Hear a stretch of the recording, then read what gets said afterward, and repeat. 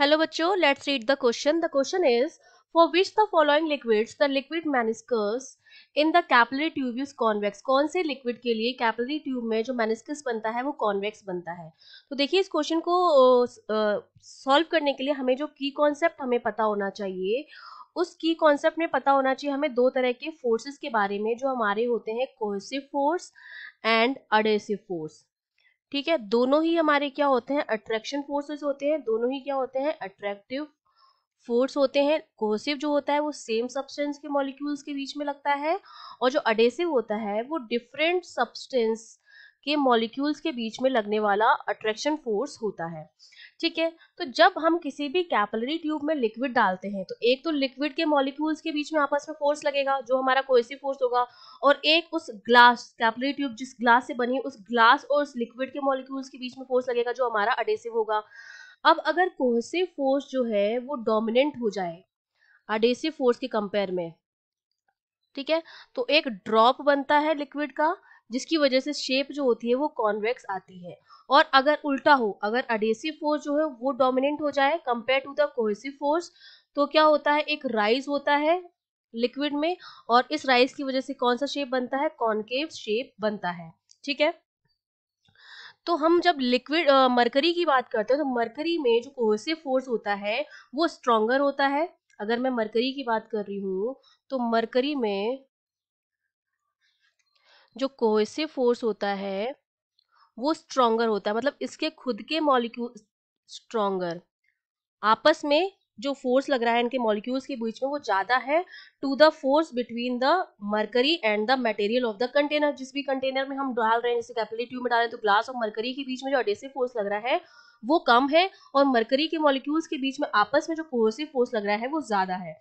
तो देखिए, जो शेप बनती है, ड्रॉप होगा लिक्विड का ये इस तरह से, तो हमारा जो कॉन्वेक्स बनेगा यहाँ पर कुछ इस तरह का बनेगा। अगर यहाँ पर मैं देखूं, ठीक है, और ये हमारी क्या है, सरफेस है, और शेप इस तरह का बना हुआ है। ठीक है, तो जो एंगल बनता है कॉन्वेक्स के लिए, अगर मैं यहाँ पर देखूं तो देखिए ये हमने उल्टा बना दिया है, ये यहाँ पर कुछ इस तरह का बनेगा।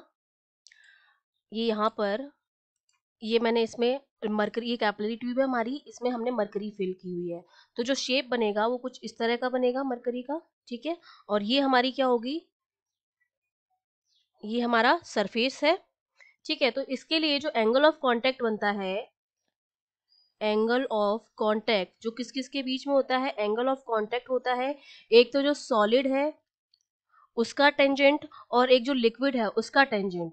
दोनों के टेंजेंट के बीच में जो एंगल बनता है वो हमारा होता है एंगल ऑफ कांटेक्ट, और ये इसमें क्या होता है, ग्रेटर देन 90 डिग्री होता है। ठीक है, इसके लिए जो एंगल होता है वो क्या होता है, ग्रेटर देन 90 डिग्री होता है। और अगर मैं वाटर की बात करूं, सपोज इसी कैपिलरी ट्यूब में अगर मैंने वाटर भरा हुआ होता तो वो कुछ इस तरह का शेप आता। ठीक है, इस तरह से, और ये क्या हो गया, ये इसका वाटर का सरफेस हो गया, ये लिक्विड का सरफेस हो गया टेंजेंट। तो यहाँ पर जो एंगल ऑफ कांटेक्ट होता है वो लेस देन 90 बनता है, और इसके लिए एंगल ऑफ कांटेक्ट जो होता है वो ग्रेटर देन 90 बनता है। तो बाकी सारे जो लिक्विड्स होते हैं उनके लिए तो बनेगा कॉनकेव, ये मेरा क्या है, कॉनकेव है, और ये मेरा क्या है, कॉन्वेक्स है। तो कॉन्वेक्स जो है वो तो बनता है मरकरी की केस में, क्योंकि मरकरी में कोहेसिव फोर्स जो होता है वो ज्यादा स्ट्रांग होता है compare to the adhesive force. और इसमें वाटर में या दूसरे लिक्विड्स की बात करें तो इसमें जो अडेसिव फोर्स होता है वो ज्यादा है, लगता है, जो मतलब वाटर के मॉलिक्यूल्स हैं और कंटेनर के जो मॉलिक्यूल्स उनके बीच में जो एडिसिव फोर्स है वो ज्यादा होता है कंपेयर टू कोहेसिव फोर्स। तो एक कॉन्केव शेप बनता है जिसके लिए angle of contact less than 90 होता है, और कॉन्वेक्स के लिए angle of contact greater than 90 होता है। तो हमारा ऑप्शन बी मरकरी करेक्ट हो जाएगा। I hope you understood well, all the best.